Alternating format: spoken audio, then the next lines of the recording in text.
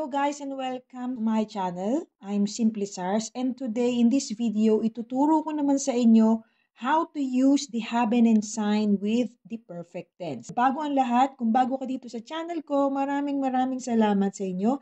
At kung hindi ka pa nakasubscribe, why don't you click the subscribe button and then click the notification bell nang sa ganon lagi kayong updated sa aking mga video. So, let's go!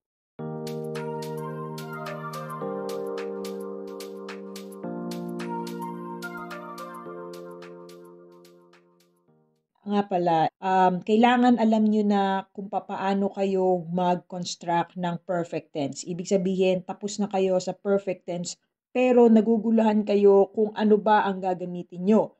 Haben or sign ba ang kasama niya kapag ka nag-conjugate kayo ng perfect tense na verb. Okay? So, unahin muna natin ang haben. Okay? And then, we will proceed to design. So, ang haben, paano nyo siya gagamitin? Ang gagamitin nyo ang haben kung kayo ay gumagamit sa isang sentence o gumagamit kayo ng verb na no changes in movement or direction. Ibig sabihin, wala kayong changes ng direction from one spot to another. Like for example, stop A to stop B. Okay? So for example, from Manila to Bulacan, from Philippines to Germany. So, ganon. Wala kayong changes of direction. Kumbaga, pag sinabing naglaro, naglaro lang kayo. Okay? Ibig sabihin, naglaro. Huwag kayong mag-iisip ng literal na naglaro po ako ng football, tapos naglakad ako from here to there. Hindi ganon. Yung verb ang tutukuyin nyo. Kung pag naglaro kayo, naglaro lang naman kayo. Play lang yon. Okay? Spielen lang yon. Hindi kayo nag-change from one place to another. Okay? So, for example, dito sa ating unang example ng haben ng no changes in movement or direction. Ich habe den Computer angemacht. I opened the computer. So, ibig sabihin, wala akong changes of direction, okay, from one to another. Okay, wag kayo talagang masyadong exaggerated mag-isip. Okay, wag niyo maging misteryoso ang pag-iisip na, oy, nagbukas ako ng computer, nanggaling ako sa ganire, nanggaling ako sa ganun. Hindi. Kung ano yung maken mo is, normally is maken is your verb. Okay, you have to make that in the perfect tense. Ibig sabihin na maken to make, nag-make lang or naggumawa lang or you do something lang. Oh, so, ibig sabihin nun, habe nang gagamitin nyo kasi wala naman kayong changes of direction from one place to another. Okay? So, another example is Peter hat mit seinem Bruder Fußball gespielt. Ito yung sinasabi ko sa inyo na ang spielen is only naglaro. Okay?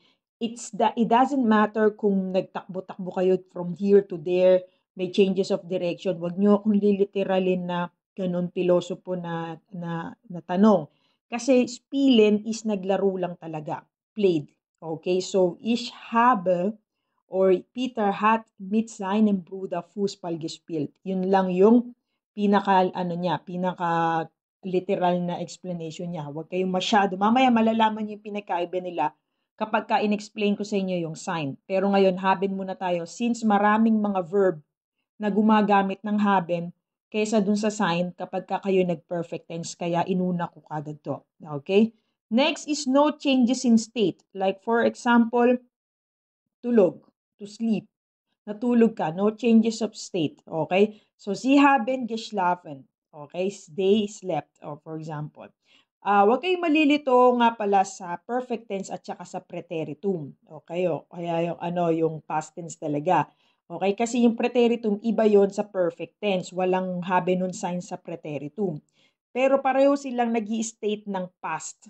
Okay? So, sa A1 kasi nakapaloob ang perfect tense. So, pinakadulo bago kayo pumasok ng A2. Okay? So, kailangan ay alam nyo na itong gumamit bago kayo matabunan or bago kayo mag-start sa preteritum, which is i-discuss na yan sa inyo if you started the A2 lessons na. Okay? So, no changes of state. Tandaan nyo yan, mga schlafen, kaufen, mga ganyan, yung mga word, yung mga hindi kayo nagbago ng state, walang nangyari, okay? Walang changes. Normally, no changes talaga sa haben, okay? So, there are also, sa haben with perfect tense, there are modal verbs kasama dyan at saka yung verb related to weather. For example, gusto mo magsabi about sa weather or something. Kahit na may changes of state siya, pero these are exemption to the haben. Okay? Yung mga related na weather, like for example, gestern hat es geregnet. Okay, yesterday it rained. And then es hat geschneit. Okay, it snows. So, pati yung modal verb kasama din dito na masasamahan nyo siya ng haben form. Okay? Next, ito naman ay yung sa sign form. Okay? So, sabi ko nga sa inyo, most of the verbs are considered na may kasamang haben. Ibig sabihin, mas maraming verb ang may ka-partner na haben pag gumagamit kayo ng perfect tense kaysa sa sign form. Okay? Kaya lang maraming mga exemption dito sa sign form na kailangan nyong mag-pay attention or tandaan. Okay? So, mostly, kabaliktaran lang naman siya ng haben. Okay? Sign ang gagamitin nyo kapag may changes in movement or direction. Like, for example, laufen, ankommen, fahren, gehen, ano pa, fliegen, okay? So for example, laufen, of course, tumakbo kayo, alangan naman sa isang spot lang kayo tumatakbo, okay? For example, also nag-drive kayo, alangan namang hindi kayo umuusad, siyempre magda-drive kayo and also gehen. So yun yung tinatawag na change in movement or direction, okay? Meron kayong from one place to another, like for example, I drive or ich fahre.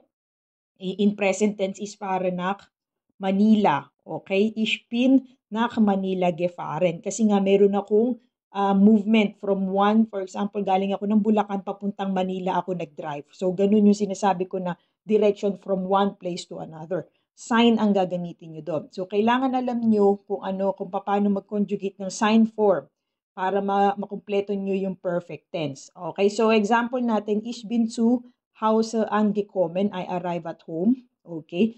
Of course, galing ka sa trabaho, spot A, pupunta ka sa bahay, spot B. So, may changes ka ng direction. Okay? Peter is to Arbeit gegangen. Okay? Peter went to work, kabaliktaran, from house naman, pumunta siya ng trabaho. Okay? Wir sind gestern nach Paris gefahren. Ito yung sabi ko sa inyo, gagamit ka rin ng sign form kapag meron kang fahren, angekommen, laufen, fliegen. Of course, pag lumipad ka na aeroplano, alangan namang Manila, tos Manila lang din. Okay? So, hindi ganon. Hindi umusad yung aeroplano. So, yun nga, may direction siya from A to B. Okay? Next is, there is a change in state. Like, for example, aufwachen, gumising. Sterben, from buhay na matay. Einschlafen. So, iba yung einschlafen sa schlafen. So, schlafen kanina is haben ang gagamitin nyo kasi natulog.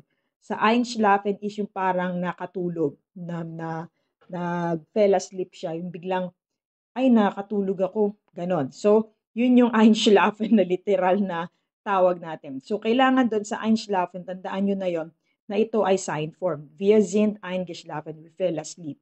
Okay, and another example is ihr seid gerade aufgewacht. You just woke up. Okay? So, kung ano yung subject na natin na tinutukoy nyo, kailangan ay i-partner nyo siya kung ano yung conjugated niya na sign form. Like, for example, ihr, side ang gagamitin mo. Hindi mo pwedeng gamitin na beast, sind, and so. Okay, so kailangan nga alamin nyo yung sign form. Okay, another is there are verb fixed with sign. Ano yung mga verb na fixed with sign? Like, for example, werden, bleiben, and sein. Yung sign is also sign, is to be. Okay? Aside from sign na to, is may sign pa talaga na infinitive verb, etc. Kailangan yung alamin kung ano itong mga verb fixed with sign form. Kasi itong mga werden, bleiben, sign is considered pa yan sa A1. Pero pag nag-proceed na kayo sa higher level of your German language, mas marami ka pang matututunang verbs na talaga namang ay mahahalata mo ay sign form pala siya, ay haben pala siya, ganon. So kailangan kapag nagkakabisado kayo ng mga vocabulary, tandaan nyo kagad yung conjugation niya and then yung perfect tense niya na form. Okay? Kasi gamit na gamit dito yung perfect tense. Okay? At kailangan hindi din kayo magkamali kasi nga pag masyado mahirap talaga pagka bago yung word sa iyo, more especially pag verb, okay?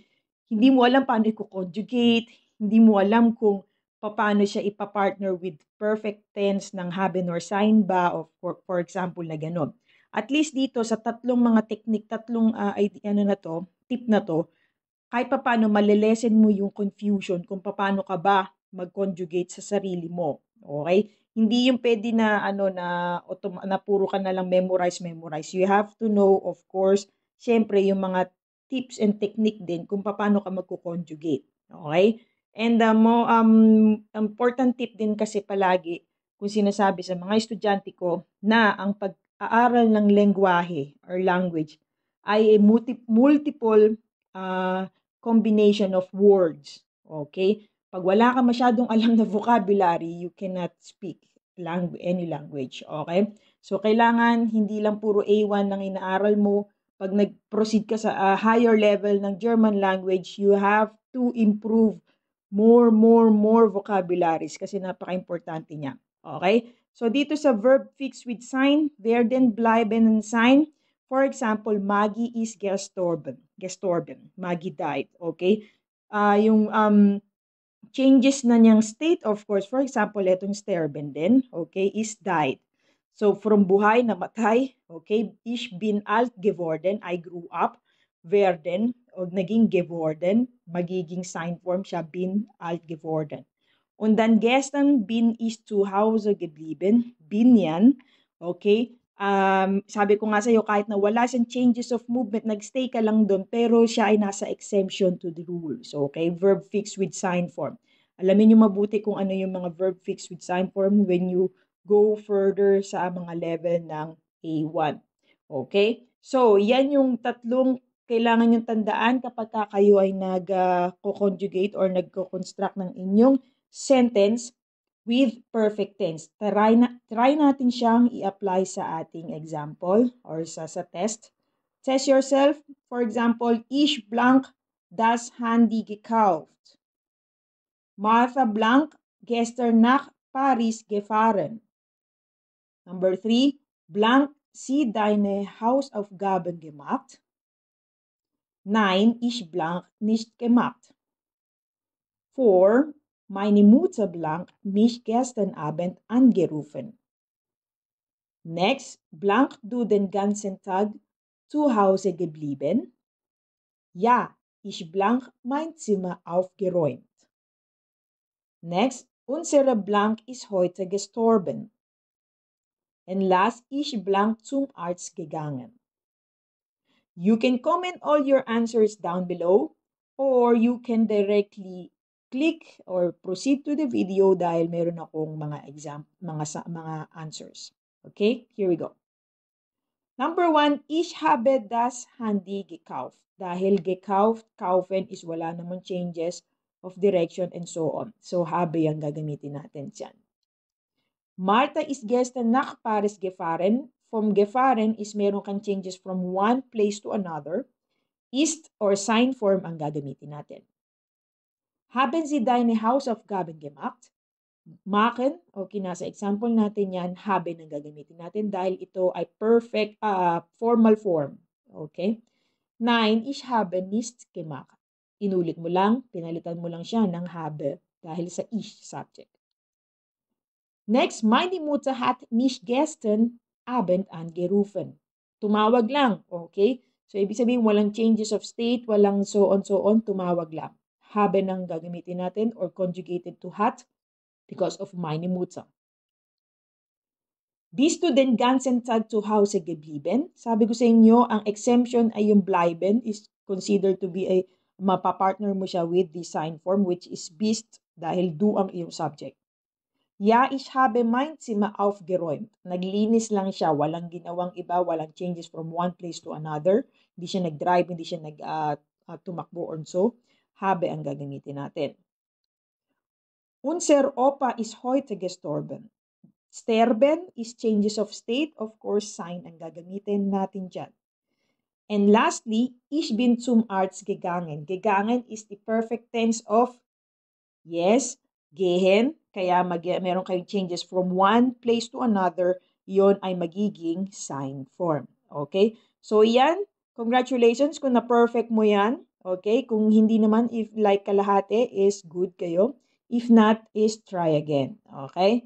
So, if you want to learn an A1 German language, okay, visit my website at meron kayong makukuha doon na free mini course introduction sa A1 level. Basta mag-sign up lang kayo doon. Okay? And then kung more information, you can message me or you can go directly to my website, more information na about ng A1 German language ko doon. So maraming salamat sa inyo mga kasisi and I hope to see you in our next video. Okay? Tschüss!